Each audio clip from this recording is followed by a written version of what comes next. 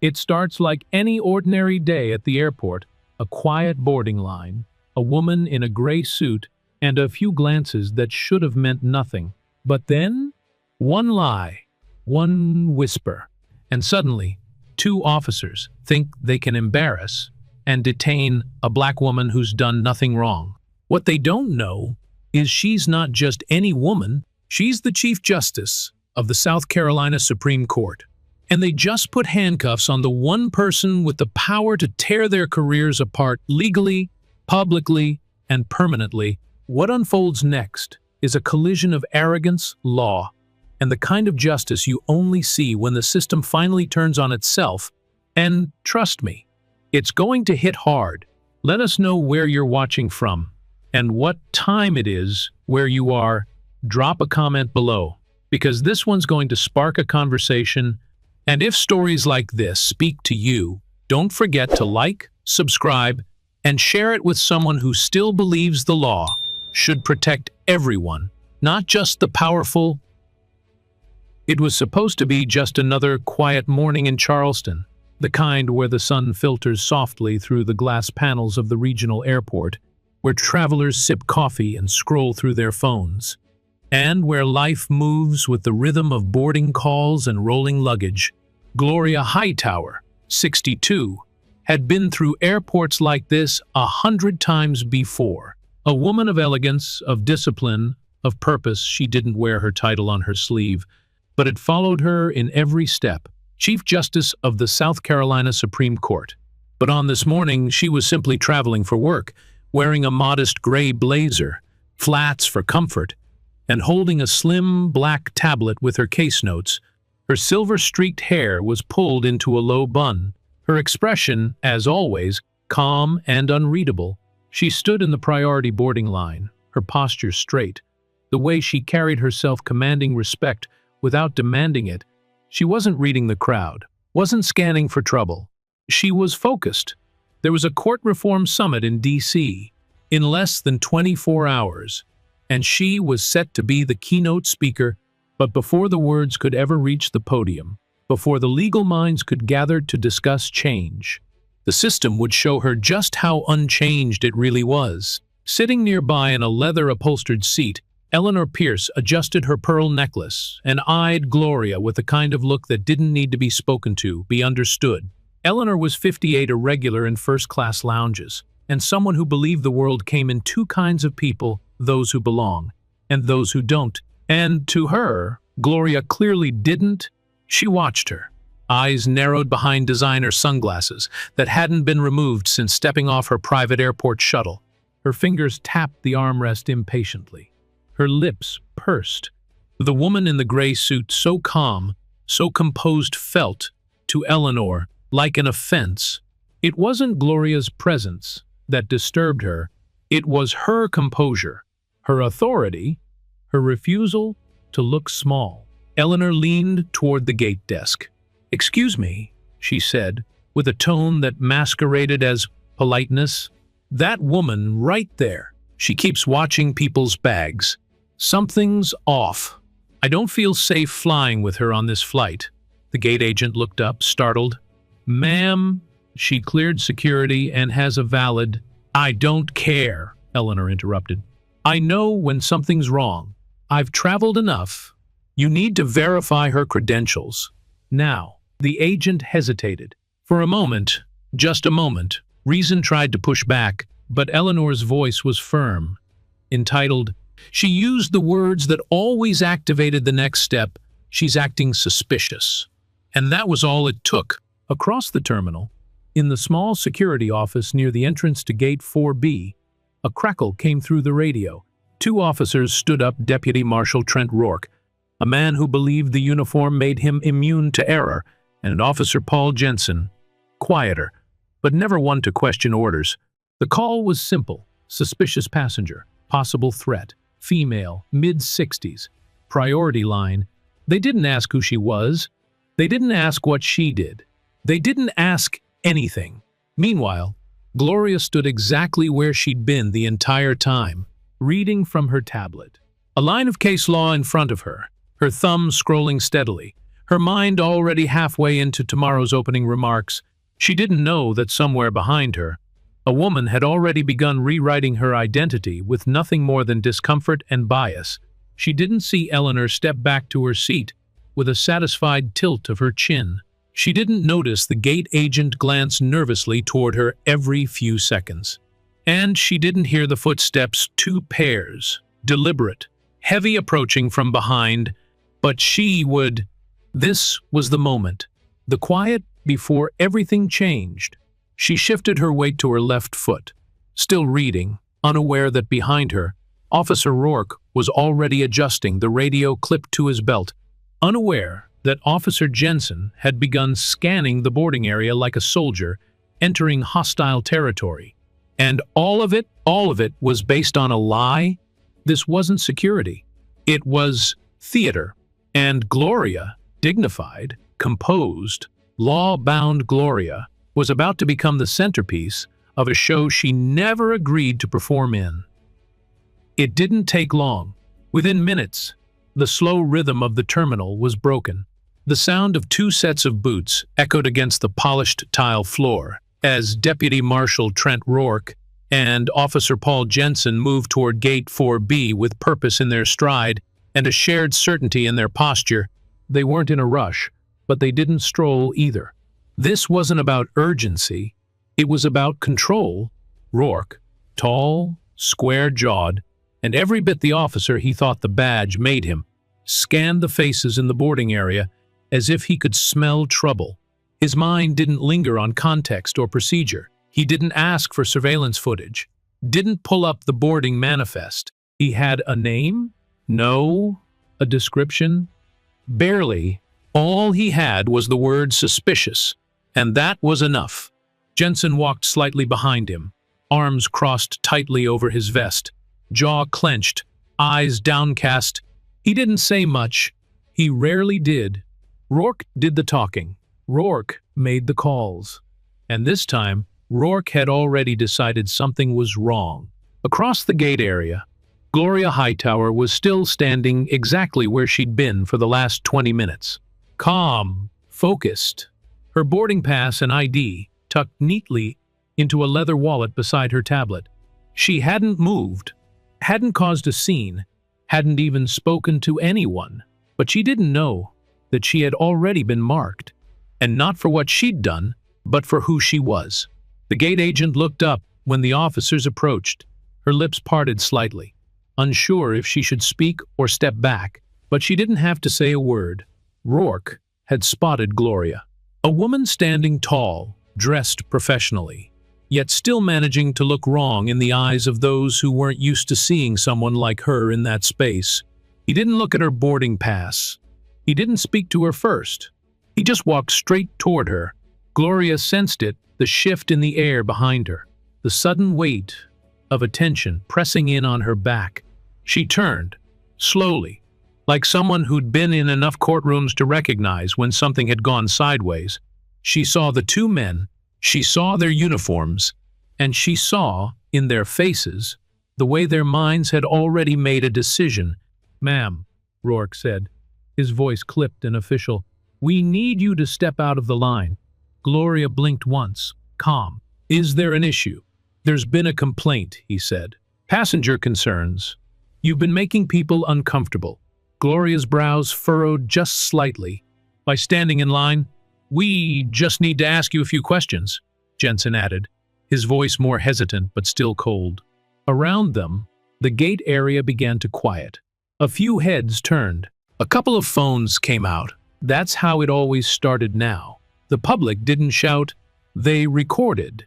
Gloria closed her tablet, slipping it into her bag with practiced grace. Then she adjusted the strap over her shoulder and nodded once. Of course, she stepped aside, not because she was afraid, but because she knew resistance wasn't a shield. It was a target. Rourke looked her up and down as she moved. Not with curiosity, with suspicion. "Name?" he asked. "Gloria Hightower," she said, handing him her ID and boarding pass. He took them, glancing at the card briefly, then handed it to Jensen. "Business class?" he muttered, like the words offended him. What do you do for a living? Gloria looked directly into his eyes. I uphold justice. Rourke smirked. That right? What, you a lawyer? Gloria didn't answer immediately. She didn't owe him that. Not yet. Are you nervous about something? He pressed.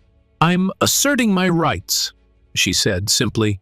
Something I assume you've sworn to protect. That was the first crack. Rourke didn't like being reminded of oaths. He liked control. He liked deference. He didn't like being challenged, especially not by a black woman who stood her ground. You think you're smarter than us? He snapped. No, Gloria said. But I do know the law. Then you should know to cooperate. Jensen cut in. I have, she replied.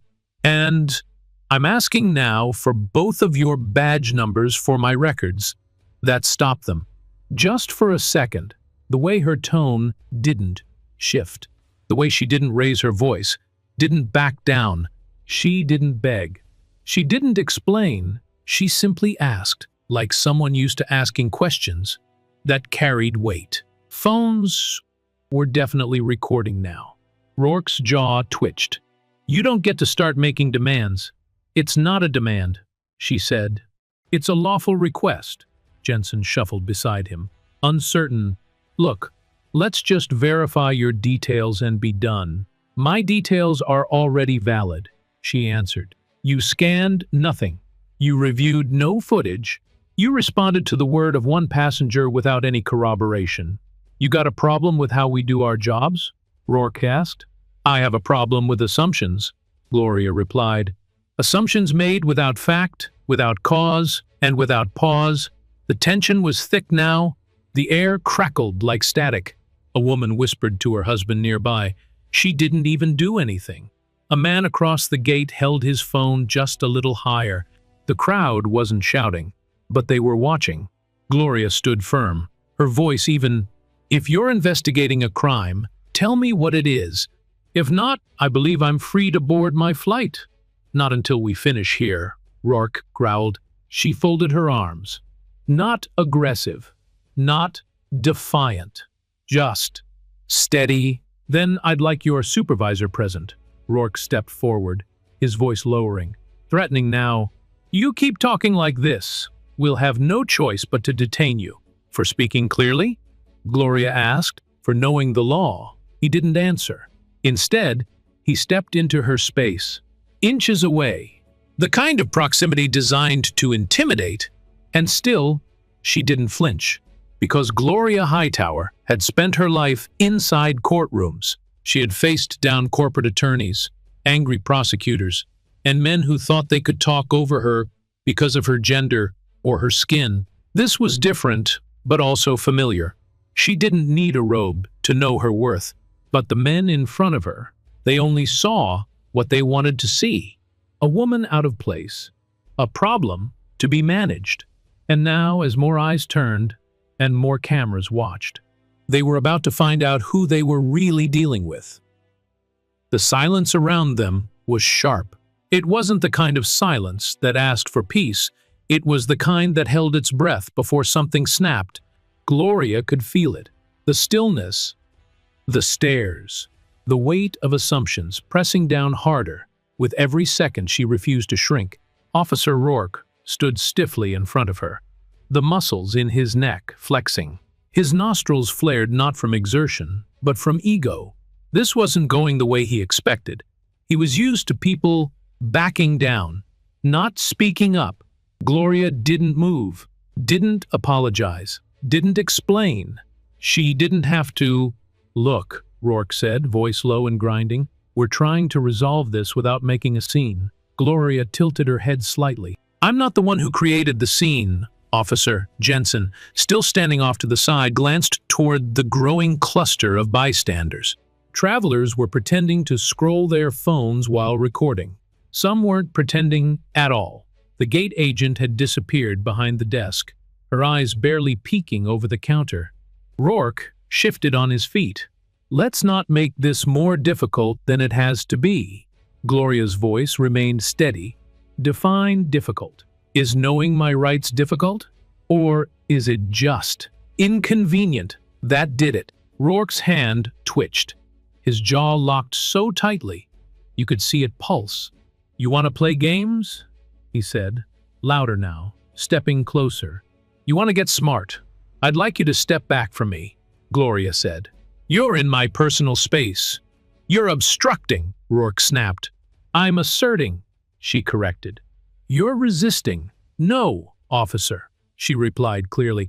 I am standing still. You're escalating. Jensen flinched. He could feel it unraveling. Rourke's breathing had changed. His voice was rising, and in front of them stood a woman who wasn't shaking, wasn't shouting, wasn't even swearing, just standing there, wrapped in dignity, wrapped in law. And that only made it worse. Last chance, Rourke growled, stepping forward again. Either cooperate, or we detain you for interfering with police activity. I haven't interfered with anything, Gloria said, unmoved. I've followed your instructions. I stepped out of line. I gave you my ID. You never explained what law I've broken. We don't have to explain everything to you, he barked. You do, she said, if you want this to be legal. And then, as if the universe had taken one breath too many, it snapped. Rourke reached for her wrist. It wasn't gentle. It wasn't necessary. It was fast and hard and full of frustration. Gasps erupted from the onlookers. Several people shouted, Hey, what is he doing? She didn't do anything. Gloria stumbled back half a step, not out of fear, but from the sheer force of the contact. Rourke grabbed her by the arm and pulled it behind her back. The cuffs came out, cold, metallic, clicking open like jaws. Don't resist, he hissed. I am not resisting, she said, her voice sharper now. You are assaulting. Turn around. You don't have the authority. Yes, I do. No, you don't. Yes, I. And then the cuffs snapped shut. Right wrist, then left. Her arms pulled back, tighter than they needed to be. Her expression barely changed, but the crowds did. Get your hands off her, someone yelled. She's not even fighting you. Phones were everywhere now. Lights blinking, shouts overlapping, passengers leaning over railings from the next gate. Flight attendants freezing mid-step. Gloria stood there, her back straight, her jaw clenched, her arms locked behind her. She didn't yell. She didn't plead. She looked over her shoulder at Rourke and said only one thing. This won't end the way you think. Rourke said nothing. He just yanked her forward, marching her through the terminal like a criminal. Jensen followed, eyes down, silent. Maybe he didn't agree. Maybe he was afraid. But either way, he didn't stop it. The walk through the terminal was slow, humiliating, and deliberate. People moved aside, not out of fear, but outrage. She's in handcuffs? For what? This is wrong. I saw the whole thing. She didn't do anything. Gloria walked without resistance. She didn't drag her feet. She didn't try to talk over the noise. She walked the way she always did, with purpose.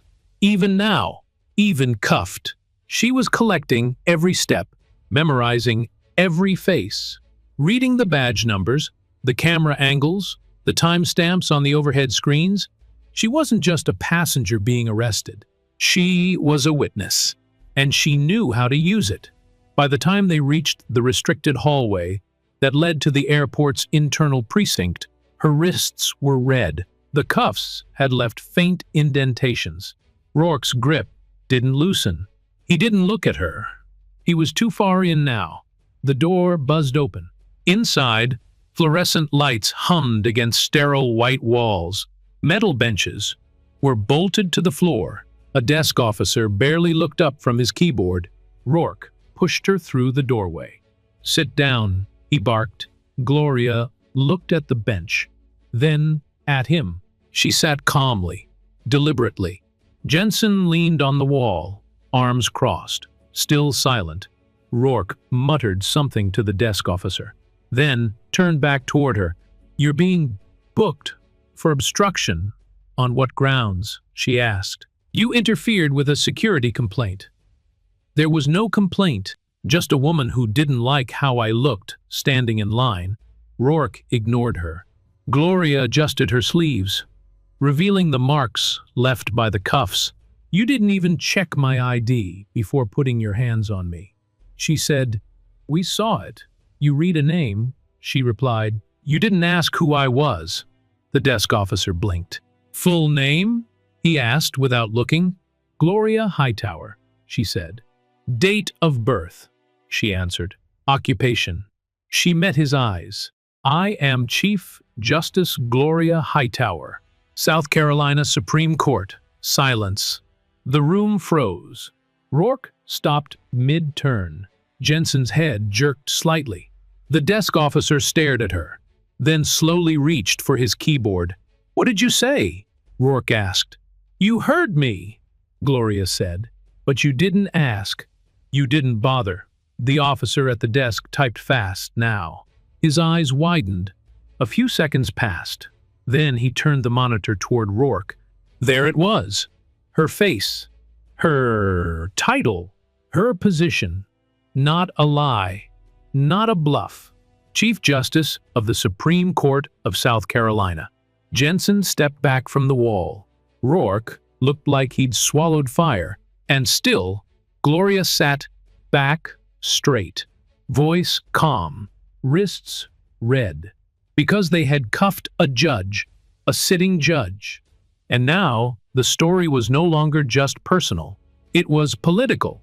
It was national. And it had only just begun. The weight of the room shifted the moment her title landed. Chief Justice. Not lawyer. Not consultant. Not some distant-sounding legal job. No Chief Justice of the South Carolina Supreme Court. The words echoed in the precinct, like a fire alarm no one knew how to shut off. Rourke stared at the screen, like it might suddenly change. Jensen stepped back again, hands falling limply to his sides. The younger desk officer blinked, then blinked again. He looked up at Gloria, then back to the screen, then up again. And Gloria? She didn't move. She didn't gloat. She didn't say, I told you so. She didn't need to. Her silence spoke louder than anything else in the room. Outside, the terminal was no longer quiet. The scene at Gate 4B had triggered something. Passengers were talking, showing their phones to each other. The footage was already online. A teenager who had caught the arrest on video had uploaded it with a caption. They arrested a black woman in business class for standing still. Turns out, she's a Supreme Court judge. It took less than 5 minutes for it to start spreading. 10 minutes for the media calls to begin. 15 before airport management started scrambling. But inside the holding room, none of that mattered yet. Gloria was still seated on a cold metal bench, her hands folded calmly in her lap, wrists still red with fresh cuff marks. She looked at Rourke like she was examining a case file, detached, precise, and already building the argument. You didn't ask, she said finally, her voice flat, unemotional. You made assumptions. You acted without cause. You violated your oath. Rourke opened his mouth. Nothing came out. The desk officer cleared his throat. Ma'am, Chief Justice, would you like to contact your office? No, she said without looking at him. I'd like to contact the United States Marshals Service, Field Office in Columbia. Priority Judicial Breach Protocol. The officer picked up the phone without hesitation. Gloria stood up. She walked toward the center of the room with slow, deliberate steps. No shakiness. No hesitance. She turned to Rourke and Jensen and spoke like a judge addressing a courtroom. Effective immediately, I am requesting that both of you cease all verbal and physical contact with me unless in the presence of your supervisor or legal representation. Rourke flinched at the word legal. She continued, I'd also like those handcuffs collected and logged as evidence photographed, time-stamped, and entered into the chain of custody. You've got to be kidding me. Rourke finally said, the words barely a whisper. Gloria turned toward him. Oh, I assure you, I'm not. At that moment, the phone rang. The officer answered, spoke quietly, then looked at Gloria. Chief Justice, the Marshal Service is dispatching a response team 8 to 20 minutes. Gloria nodded. Then, calmly, she rolled up her sleeve. Her skin was still marked faint indentations, light bruising, the kind that would fade in a day, but wouldn't be forgotten. She turned to the second officer. Photograph this. Under proper lighting, added to the file for use of force documentation, he moved quickly, grabbing the department camera from the evidence drawer. Meanwhile, the hallway outside began to hum. Airport supervisors were arriving. Legal counsel, internal affairs, the chief of airport police, and with them urgency. This wasn't just an incident anymore. It was becoming a crisis. By the time the marshals arrived, the hallway outside the precinct had turned into something between a press line and a war room. Officials were on phones. Legal advisors whispered to one another. Officers stood stiff and nervous by the door. No one made eye contact with Gloria. And then they walked in. Black SUV, suits, federal badges, 4 agents from the U.S. Marshal's Service entered the room without fanfare. Their lead agent, a man in his 50s, stone-faced, composed, approached Gloria and bowed his head slightly. Chief Justice Hightower, he said, we're here to assume jurisdiction and initiate full protocol under federal judicial security procedures. Good, Gloria replied.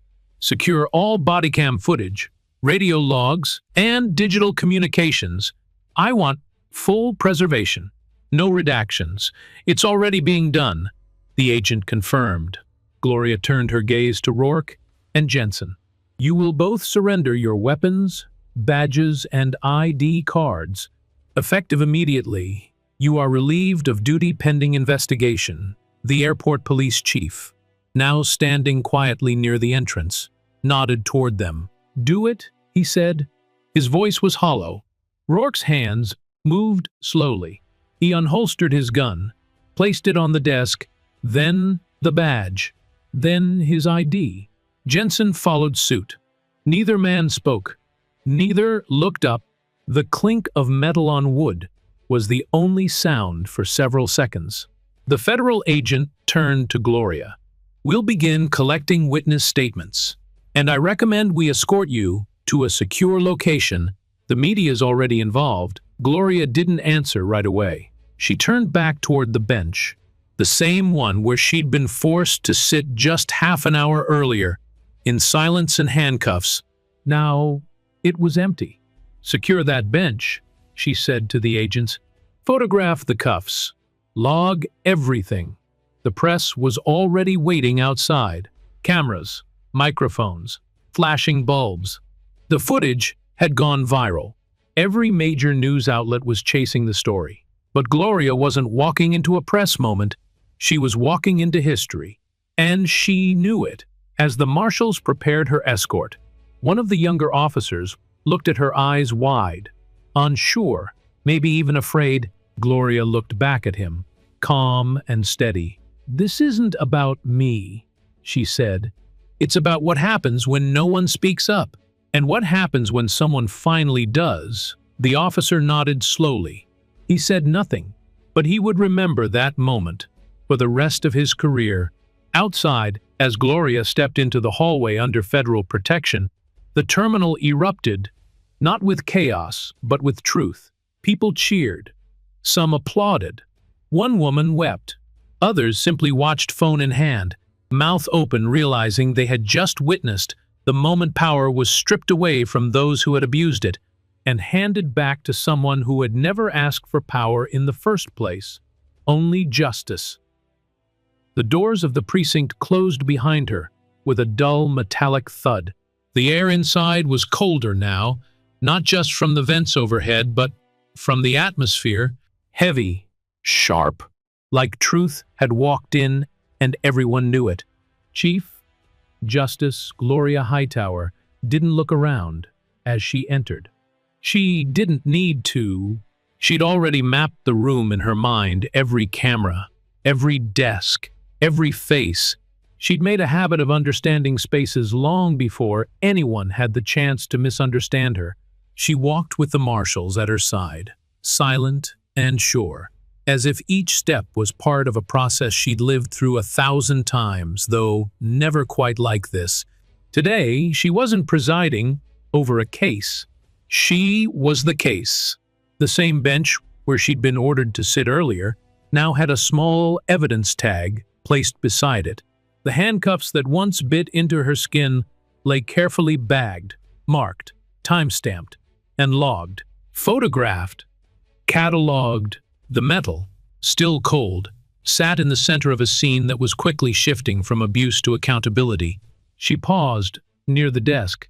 The younger officer, the one who had processed her name moments earlier with a mix of disbelief and embarrassment, stood upright when she looked at him. He didn't speak, but his hands fidgeted just slightly, hovering above the keys of his terminal. "I need a full incident report started," Gloria said. "Include every radio dispatch, every time-coded log entry, and any internal communication referring to me or describing my physical appearance. No edits, no summaries, full text." He nodded immediately and began typing. Behind her, 2 marshals began checking each camera angle inside the room, requesting access to the storage server. The lead agent motioned to airport staff outside the room, who quickly began delivering printed documentation, ID scans, and flight manifests. Every element of the story was being collected. Nothing would be left to memory. Gloria sat not because she was told to, but because she chose to. She crossed one leg over the other, opened her leather case, and began writing, not frantic notes, not emotions spilling onto a page, just clean, direct documentation. Time, location, actions, names. One of the marshals approached. "Chief Justice, Airport Legal Counsel is on their way in. Would you prefer to move to a private interview room?" "No," she said. "This room is fine. Transparency matters more than comfort right now."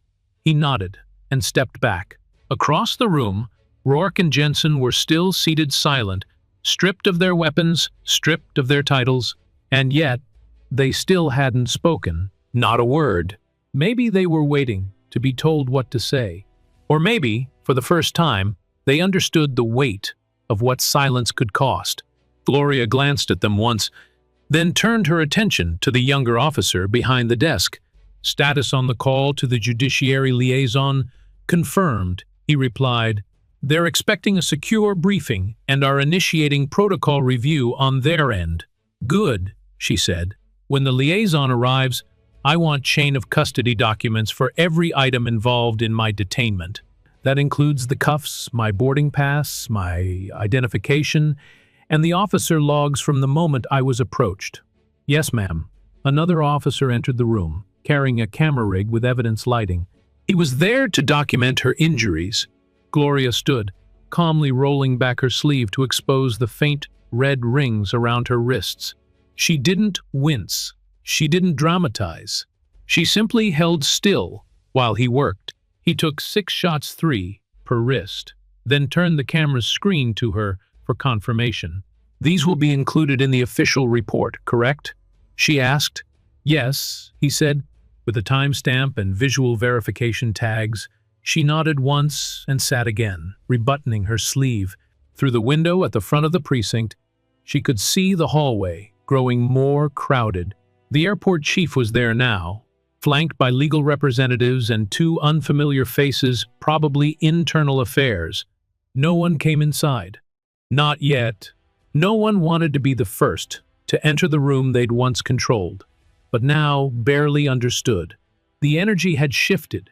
This wasn't an arrest anymore. It was an investigation, a reckoning, a live demonstration of what happens when power moves without permission and justice answers without raising its voice. One of the marshals handed Gloria a preliminary incident form, already filled in with the basic facts. Would you like to make a formal statement now? He asked. She looked at the paper, then at the clock on the wall. Not yet, she said. We wait until airport command enters the room. This is going to be documented with full legal oversight. Yes, Chief Justice. The officer stepped back. A long moment passed. The room was quiet, not tense, but focused. Everyone moved with purpose now, like they knew they were participating in something bigger than procedure, something heavier than protocol. The door finally opened. The airport chief stepped inside, removing his hat, face pale. His legal counsel followed, along with an advisor from the city's legal office. They looked around the room carefully. Before approaching, Gloria stood to face them. I've provided verbal instructions regarding evidence preservation, federal rights violation protocol, and documentation procedures, she said. Without waiting for them to speak, all personnel here have complied. You're now entering a documented federal breach zone. Your presence, statements, and actions are being recorded and logged. The airport chief nodded, jaw tight. Understood. You will receive a formal complaint within 24 hours, she continued, filed through the appropriate judicial channels. I will also be briefing the Department of Justice. You may prepare your office for inquiry. Another nod. Slower this time, deeper. I recommend, Gloria said, that you assign legal representation to every officer on duty this morning, including your own shift commanders. He swallowed. Understood. Gloria didn't look at Rourke. She didn't need to. Her words had already carved a path through the entire system. Now it was just a matter of time. Before the full weight of the law followed, she returned to her chair, reopened her case, and continued writing. Not because she had to, but because this story was still being written, and she intended to make sure it ended the right way. The confirmation came quietly, just a soft electronic ping on the desk officer's monitor, but its impact hit like a cannon. He turned the screen slightly toward the others. There it was, Gloria's official judicial profile. Full name, Chief Justice Gloria Hightower, South Carolina Supreme Court. Headshot. Seal. Term. Dates. Verified status. Appointed by a governor. Sworn in. Before the state's highest officials. Not a misprint. Not a mistaken identity. Rourke took one look and stepped back, as if he'd been physically struck. His hand knocked a stack of blank booking forms off the counter, but he didn't move to pick them up. He was staring at the screen like it had betrayed him. Jensen looked on, mouth slightly open, jaw slack. He didn't blink. For nearly a full minute, Gloria remained seated. She didn't smile. She didn't lean into the moment. She simply said, "You didn't ask." The desk officer cleared his throat. It's all confirmed. Everything she said. Nobody spoke. Because what could they say? Rourke tried. His lips parted, but only a dry whisper came out. We didn't know. You didn't care to know, Gloria interrupted. You didn't pause long enough to ask the most basic question. Who are you? You assumed, and then you acted, and now here we are. It wasn't anger in her voice. It wasn't triumph either. It was clarity, cold, steady, unflinching clarity. The kind that can only come from someone who has spent decades inside a courtroom, watching people lie to themselves about what they think justice looks like. The door to the precinct opened again. This time, it was another officer, this one younger, clearly rattled. He stepped inside, holding a tablet. Ma'am, he said, voice shaking, we've got. Well, social media's exploded. There's video footage of your arrest. It's already trending nationwide. Gloria didn't react. How long ago was it posted? She asked. About 20 minutes. It's already hit almost 400,000 views. People are asking why a black woman in a business suit was cuffed in front of Gate 4B. Are they asking who she is? Gloria said. The officer hesitated. They know now. Outside the glass window, the terminal buzzed. News crews were arriving. Reporters lined up just beyond the security checkpoint. Passengers were filming live updates, pointing toward the doors of the precinct. The airport's internal PR team was already on damage control, trying and failing to stay ahead of the tidal wave. In another office across the terminal, the airport director was red-faced and shouting into a phone. Airline staff were being interviewed. The gate agent, who had hesitated to intervene earlier, was now giving a written statement, and Eleanor Pierce, the woman who started it all, had vanished into the first-class lounge, unaware her name was now being traced through the booking system. Gloria stood. She looked toward the door not to escape, but to face it, to feel it. The storm that had been building around her wasn't just about her anymore. It was about something bigger, deeper, older than any single name or uniform. This was about the thousands of people who'd been in her place, but never had a title to protect them. Who got cuffed, questioned, stripped of dignity, and never got their story told? A knock came at the door. The marshals turned quickly. "Open it," Gloria said. A new figure stepped in, an agent from the Judiciary's Security Division. He introduced himself with quiet authority and handed Gloria a sealed folder. "The Federal Liaison Office has reviewed your request. They've authorized emergency jurisdiction. You are now under full federal protection, and this precinct has been designated as a judicial incident zone." Gloria nodded. "Make sure that's documented in the official logs. And inform the airport legal office that I will be filing a federal complaint within 24 hours. The agent handed her a secondary form. "Do you want us to initiate contact with the DOJ's Civil Rights Division now?" "Yes. Let them know I'll be submitting documentation directly. Full transcript, video capture, injury photos, and the badge numbers of the officers involved." She glanced at Rourke and Jensen, still silent, still stuck. She turned to the marshals. "Also, log every name of every person who was present during my detainment. I want them on the record whether they acted or not." "Yes, Chief Justice." Gloria moved toward the desk. She picked up a plain pen and signed her name across the initial report. The ink flowed smoothly, the signature practiced, but this wasn't just a name on paper anymore. This was history being written in real time.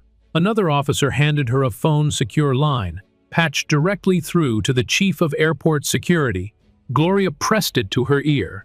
"This is Chief Justice Hightower," she said.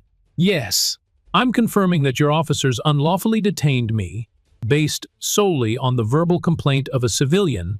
No evidence, no review of surveillance, no verification of identity, until after I was cuffed and removed from the public terminal. Yes, I have recorded injuries and video evidence." She listened for a beat, then added, "No, I don't want a verbal apology. I want an investigation, and I want your full cooperation when the DOJ sends its request for records." She hung up without another word and handed the phone back. Outside the room, the cameras had grown louder. You could hear the muffled hum of reporters shouting questions, flashes popping against the glass, names being thrown around like confetti. Headlines were already being typed. Chief Justice, wrongfully arrested. Security mistake or systemic bias. Judge in handcuffs, captured on camera. But inside the room, Gloria didn't flinch. She didn't perform. She didn't make a statement.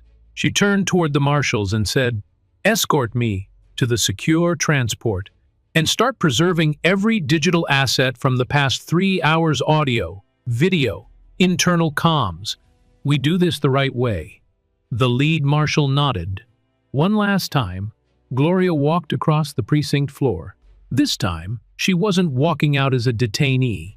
She was walking out as a plaintiff, as a witness, and most of all, as a symbol. The air felt different now, heavier, and behind her, 2 men sat in silence. The cuffs they once carried had become the very thing that bound them not to her, but to accountability, because now everyone knew who she was, And this story wasn't ending anytime soon. By the time the black SUVs pulled up to the private side entrance of the airport, the damage was already done. The public didn't need time to decide how they felt. They had seen it for themselves. They had seen the video of a calm, professional black woman in a gray blazer, standing still, offering her ID, then getting cuffed by officers who never asked who she was. And now the world knew exactly who she was. Chief Justice Gloria Hightower wasn't just trending, she was everywhere. News stations broke into live programming. Social media feeds flooded with hashtags, like hashtag Justice for Hightower and hashtag Cuffed the Judge. Celebrities were retweeting, lawyers were analyzing, and passengers who'd witnessed it in real time were being interviewed on the evening news. And yet, inside the airport precinct, it was quiet, too quiet, until the marshals came back. 4 of them, 2 in front, 2 behind. They didn't speak much. They didn't have to. Their presence said everything. The lead agent, the same one who had escorted Gloria earlier, stepped into the room like he owned it now. And in a way, he did.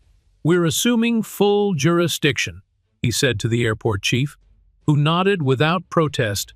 Gloria was already seated at the center table, now joined by an official from the Federal Judiciary's Security Division. They'd flown in on an emergency flight out of Washington, D.C., just hours after the video surfaced. The courtroom wasn't in session today, but Justice had just walked into the room anyway. The chief of airport police stood stiffly at the side of the room. His deputy hovered behind him, eyes darting nervously between the marshals and the growing stack of printed evidence piling up on the desk. Gloria didn't raise her voice. She didn't need a microphone or a podium. She spoke as she always did, clearly, precisely, and with the full weight of the law behind her. "The complaint originated at Gate 4B, she began. "A civilian, Ms. Eleanor Pierce, made a false statement suggesting I posed a threat. No credible indicator of danger was provided. There was no verification process, no surveillance footage reviewed, no direct questioning of the reporting party." She gestured toward the documents now sorted by one of the marshals. "These are the time-stamped records from gate surveillance, the gate agent's written statement, and audio files from nearby passengers. All confirm that the officers acted solely on one civilian's discomfort, not on any established protocol." The marshals didn't blink. They'd heard enough already to trigger multiple investigations. The airport police chief finally spoke. "Chief Justice Hightower, on behalf of—" "Don't," she interrupted, eyes sharp but calm. "Save it for court." She turned to the marshals again. "I'd like a full record of this room preserved, including audio from every radio dispatch related to my detainment. I also want Officer Rourke's and Officer Jensen's body cams, unedited and uploaded to the Department of Justice's secure cloud for independent review." The marshal nodded. "Already in process. We've isolated the devices and pulled the data." Then came the moment no one wanted to face.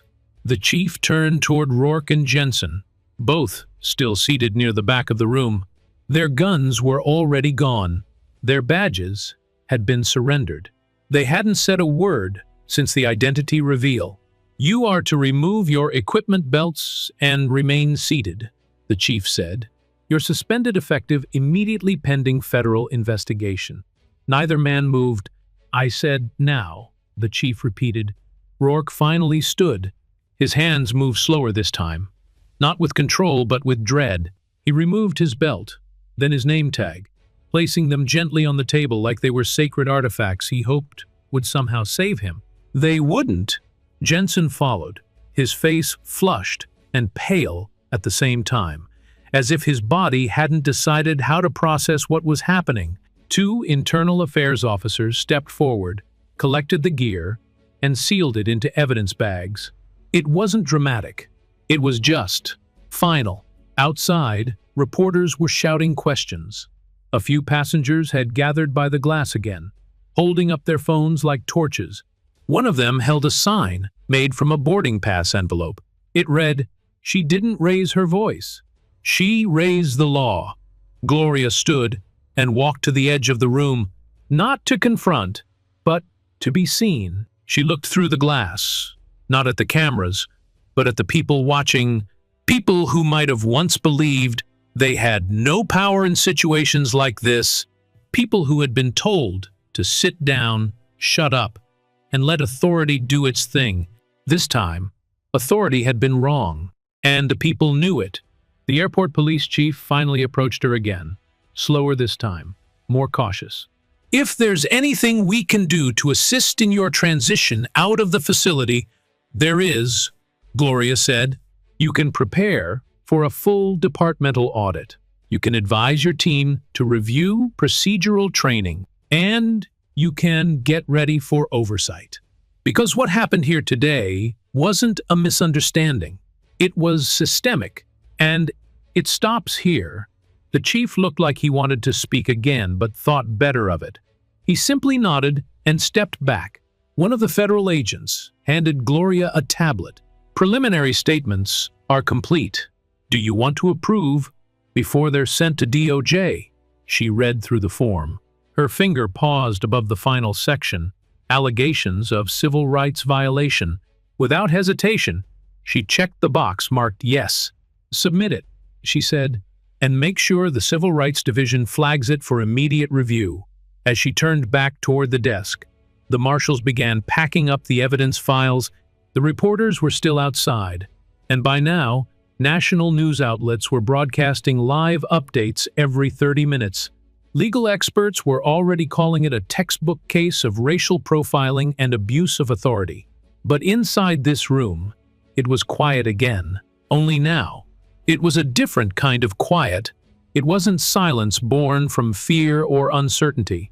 It was the silence that follows when truth finally lands, when power finally begins to shift, and when those who once acted without consequences begin to feel their weight. For the very first time, Gloria collected her case folder, walked to the door, and stopped just before exiting. She turned one last time to the officers still seated in the back. "You forgot to ask who I was," she said. "You won't forget again." Then she stepped into the hallway, the marshals flanking her sides, as the doors opened not just to the terminal, but to the beginning of something bigger. By the time Gloria left the precinct under federal escort, the story had already left the airport and ignited across the country. It wasn't just a trending topic anymore. It was a headline. Every major news network had broken the story. A sitting Chief Justice, handcuffed and detained at an airport by officers who never bothered to verify her identity. The video had gone viral within an hour. But now, it was more than just footage, it was fuel. Civil rights groups shared it. Legal analysts dissected it. Activists reposted it alongside the names of others who were never given the same chance to speak, to walk away, or to be believed. And in the center of it all, Gloria Hightower didn't make a statement. She didn't need to. The video spoke for itself. Back inside the airport, the ripple effect hit like a tidal wave. Airport executives launched an emergency review of every security procedure tied to passenger complaints. The gate agent, who had hesitated to question Eleanor Pierce, was pulled into a debriefing. Staff were told to preserve all internal communications. By the time the sun set, lawyers were already requesting interviews, depositions, and sworn statements. But outside of official channels, the court of public opinion was moving even faster. News anchors used phrases like unjustifiable profiling, dangerous misuse of authority, and the arrogance of unchecked power. Opinion writers called it a national embarrassment. Talk radio lit up. Community leaders called for protests. And still nobody had heard from the woman who started it all, Eleanor Pierce. The name was still private, but the hunt had begun. Social media was piecing it together fast. Someone had posted a photo of the first-class passenger who whispered to the gate agent. Someone else had posted a clip of her sipping water at the lounge, while Gloria was being cuffed. Within hours, those clips had been matched to travel records. Her name was found, and by the next morning, Eleanor Pierce was trending too, but not for reasons she'd ever imagined.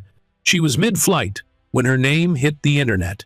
First class, champagne, silk scarf, noise-canceling headphones. She was halfway through a second glass of complimentary wine when a flight attendant tapped her shoulder. "Ms. Pierce," the woman said, voice overly polite but slightly stiff. "I'm going to have to ask you to deplane upon arrival. Security would like to speak with you." Eleanor blinked. "Excuse me." "It shouldn't take long," the flight attendant continued. "Just a few questions." The words sounded harmless, but the tone said everything. Passengers around her turned to look. Some whispered. A few already knew who she was. Screens were glowing with the headlines. Video replays, side-by-side photos. Eleanor's face, circled and labeled. Gloria's voice, calm and firm, asking for badge numbers. By the time the plane landed, 2 plainclothes agents were waiting just outside the jet bridge. "Ms. Eleanor Pierce?" one asked. "Yes," she said, adjusting her blazer. "We're with Airport Security Investigations. Please come with us," she huffed as she followed them through the terminal, trying to maintain her usual composure. But the walk felt longer than it should, and with every step, her shoulders tightened. In a private conference room near the security office, she was asked to sit, offered a bottle of water, told to wait. 10 minutes passed before the door opened again. This time, it was a federal investigator. He sat across from her, opened a laptop, and placed 2 manila folders on the table. "Ms. Pierce," he began, "you are currently under preliminary federal review for submitting a false and racially biased complaint that resulted in the unlawful detention of a federal official." Eleanor stiffened. "What? You accused a woman of suspicious behavior with no factual basis." The investigator continued. "That woman was Chief Justice Gloria Hightower. I didn't know who she was," Eleanor said, her voice suddenly brittle. "That's exactly the problem," he replied, without emotion.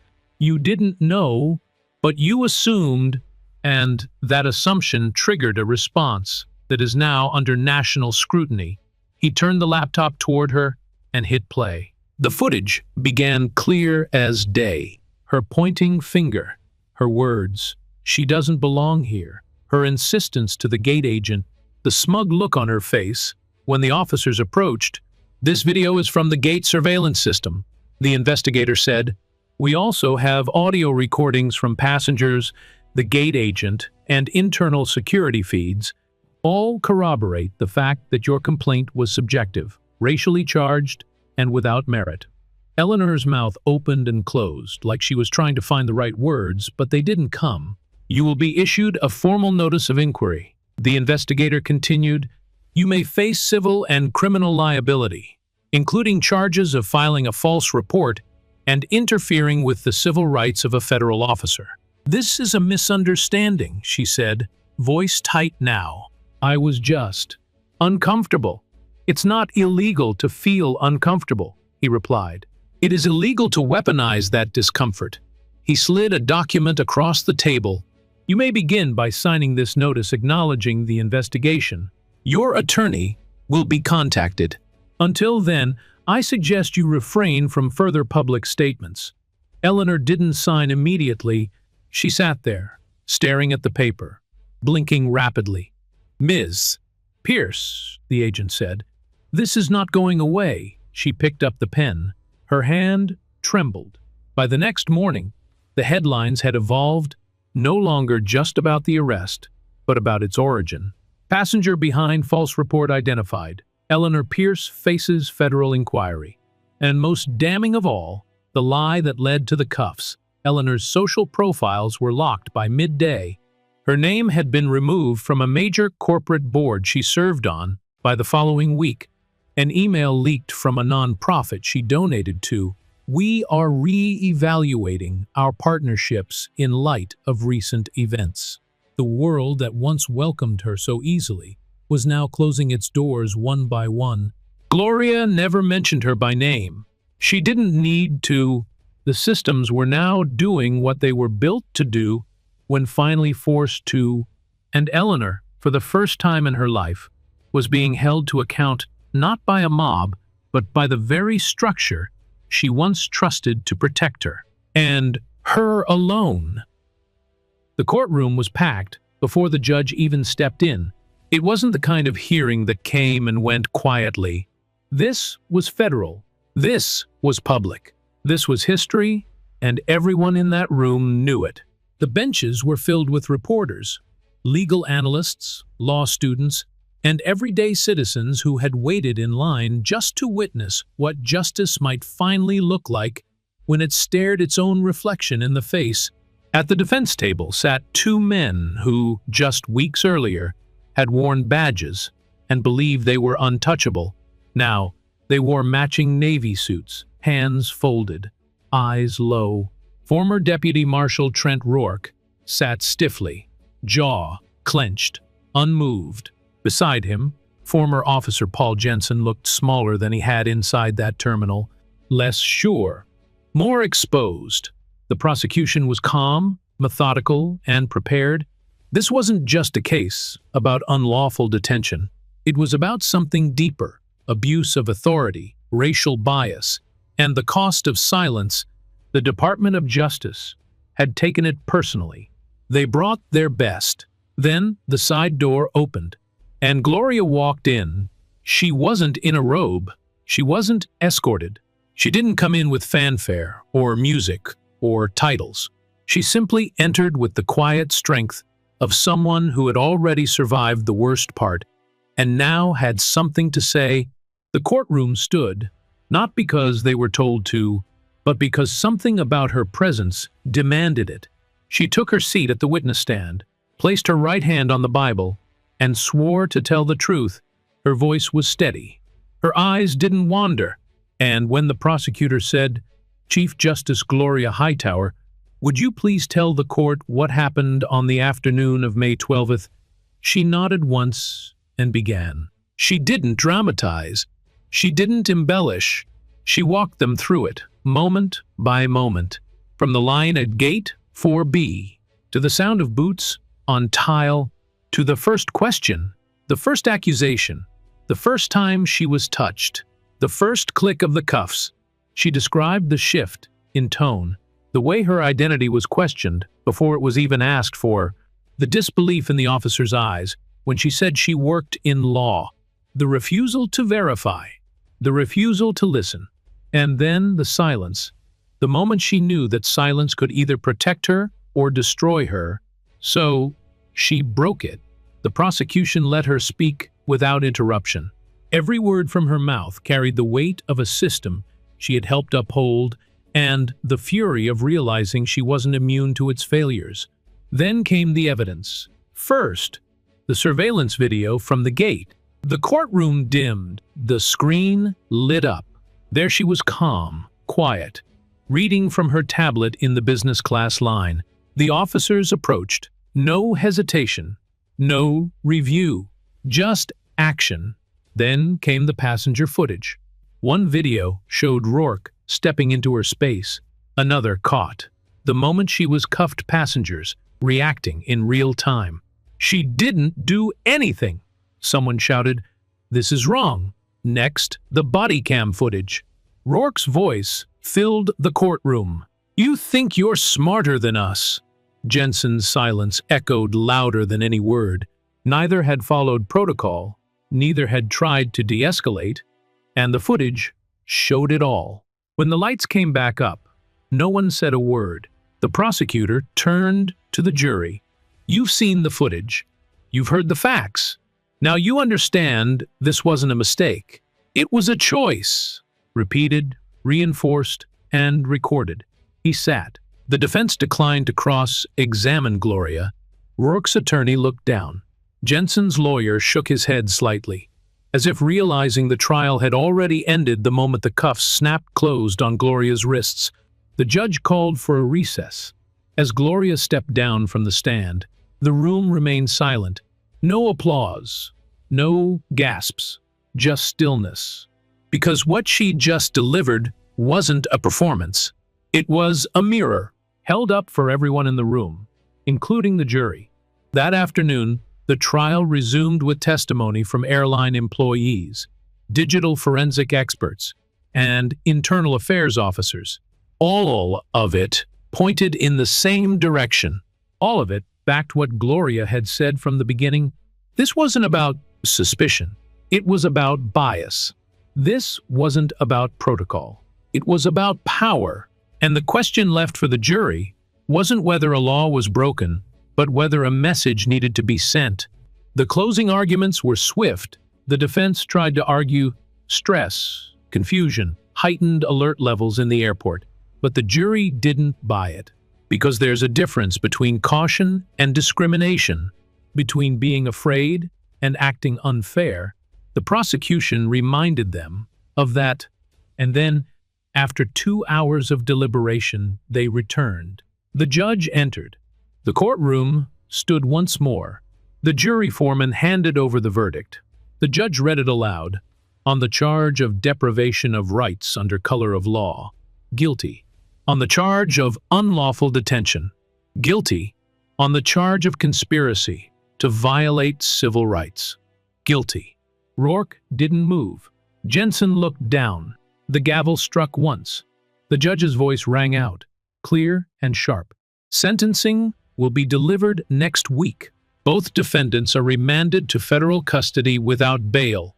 The bailiffs moved in. This time, the cuffs clicked on two men who once believed they held the authority to decide who mattered and who didn't.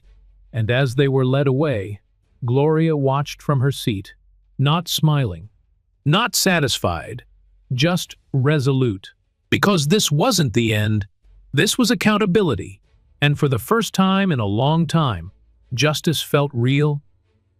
The day of sentencing drew the biggest crowd yet. By then, the courthouse had become more than just a legal venue. It was a symbol of reckoning, of resistance, of reality finally catching up to people who had worn power like armor. News vans lined the block. Protesters stood outside with signs that read, "Justice for all, and silence is not safety." Others simply held up photos of Gloria, mid-testimony, her face composed and unflinching. Inside, there were no empty seats. Every eye in the room was fixed on the two men who once approached Gloria with the arrogance of unchecked authority. Now they stood in front of a federal judge, not as officers but as defendants, convicted of crimes not just against a person but against the Constitution itself. Judge Roth, a seasoned federal judge with over 2 decades on the bench, presided over the sentencing. Her voice, when she spoke, was like stone measured and heavy with meaning. "Mr. Rourke, Miss Jensen," she began, "this court recognizes that neither of you has a prior criminal record, but what happened at Logan International Airport was not a misunderstanding. It was a decision, a series of decisions, made in moments when it mattered most." She looked at each man individually. "You, Mr. Rourke, escalated a calm situation with aggression and contempt. You ignored the truth when it was spoken clearly to your face. You used your badge not to protect, but to punish." Rourke stared straight ahead. His jaw was tight. His eyes, however, looked hollow. "You, Mr. Jensen," the judge continued, "allowed it to happen. You stood by in silence as your partner violated policy, violated dignity, and violated the law. And sometimes silence is just as dangerous as action." Jensen didn't look up. Judge Roth closed the file in front of her. "For these reasons, and due to the severity of your offenses, this court sentences you both to 4 years in federal prison, effective immediately. No parole." The gavel came down hard. The sound wasn't loud, but it felt final. The bailiffs stepped forward, and, in an exact reversal of the moment that started it all, the cuffs clicked onto the wrists of two men who had once believed they were the law itself. Outside, the news broke within minutes. Rourke and Jensen sentenced 4 years each. Justice served in landmark airport case. Chief Justice Hightower responds, "No one is above the law." But Gloria didn't gloat. She didn't parade through the courthouse steps. She didn't call a press conference or accept a network interview. She returned to her chambers, and she got to work. While the criminal trial had concluded, the civil case had only just begun. Eleanor Pierce, now exposed as the instigator of the false complaint, had been served with a lawsuit within 10 days of the conviction. The charges: defamation, malicious reporting, false public statements, and civil conspiracy to deprive rights under the law. Her attorneys had hoped to delay. They didn't get the chance. The evidence was overwhelming. The footage, the audio, the passenger statements, the gate agent's testimony, all of it told the same story. Eleanor didn't just feel uncomfortable. She made a deliberate choice to weaponize her prejudice, knowing it would trigger a response, and that response changed lives. Going to trial meant exposing that truth in excruciating detail. So she settled. The agreement was swift and uncompromising. Eleanor would pay $450,000 in damages to Gloria. She would issue a written acknowledgement of her actions, to be entered into public court records. There would be no cameras, no plea for forgiveness, just the cold, quiet click of accountability catching up. But money wasn't the real price. The real cost was her reputation. She was removed from the board of a major real estate firm within days. Nonprofits quietly ended their partnerships. An annual gala she'd once chaired struck her name from its donor wall. A scholarship fund she helped create erased its association within 48 hours of the settlement filing. Her family stopped answering questions. Her name became a warning. Her public apology, a requirement of the settlement, was published in legal bulletins. Never in her own words. It wasn't an apology. It was submission. And Gloria? She accepted the terms, signed the agreement, and moved forward without another glance, because her focus had already shifted. She knew that what happened to her was only the beginning. Her case had become a national turning point, a flashpoint for discussion across airports, police departments, and federal offices. But change required more than conversation. It required structure. It required action. So she built it. She collaborated with the Civil Rights Division to launch a new initiative, Justice Forward, a legal aid network dedicated to defending the rights of those unlawfully detained, profiled, or silenced. Within its first 3 months, it operated in 5 major cities, took on over 130 active cases, and trained more than 50 volunteer attorneys. She rejected TV deals. She declined book offers. She didn't run for office. When asked why, she said simply, "I'm not here to be famous.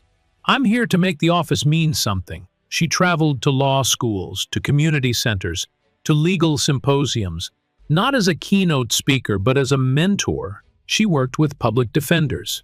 She helped pass policy recommendations to improve accountability in transportation law enforcement. She consulted on national de-escalation training modules for federal officers. At one point, a political committee approached her about a Senate run. She didn't even return the call, because Gloria Hightower never needed a bigger title. She just needed a clearer path. And for those who had once been invisible in that path now, they had someone walking ahead of them. At a legal summit in Chicago, she stood before a room full of young attorneys and said, "They didn't cuff me because I was a judge. They cuffed me because they didn't care to find out who I was. So now we work to make sure they never forget who we are." The line went viral, but Gloria never repeated it on camera again, because, to her, the work wasn't in the words, it was in the aftermath. In the courtrooms, she helped reshape. In the lawsuits, she quietly funded. In the community legal clinics she opened in her mother's name, and perhaps, most of all, in the understanding that justice isn't a destination, it's a direction, a daily decision to move forward, even when the system pulls back. Gloria never stopped moving. Not after the trial, not after the settlement, not after the cameras stopped rolling. Because for her, and for so many others, the story wasn't about what happened in that terminal. It was about what happened after, what she built after, what she protected after, what she refused to let happen ever again. And that is where the real verdict was delivered. Sometimes, the most dangerous thing in the world isn't hate, it's assumption. One woman's false discomfort nearly ruined a career, but more than that, it exposed how fragile dignity can be when those in power stop asking questions and start making judgments. This story wasn't just about a judge being wronged. It was about what happens when silence is mistaken for weakness, and how calm resistance, rooted in knowledge and principle, can shake entire institutions. For those of us who've lived long enough to see injustice wear many faces, this is a reminder. Your voice doesn't need to be loud to be powerful. Sometimes it only needs to be steady. Sometimes it only needs to say, no, not this time. Justice isn't reserved for the young or the loud. It belongs to anyone brave enough to name what's wrong and patient enough to stand through the storm. So if you're watching this, remember, you are never too old to stand up, never too old to teach, and never too invisible to matter. If this message moved you, take a second to like the video, subscribe to the channel, and share this story with someone who still believes in justice. Your voice matters. Let it be heard.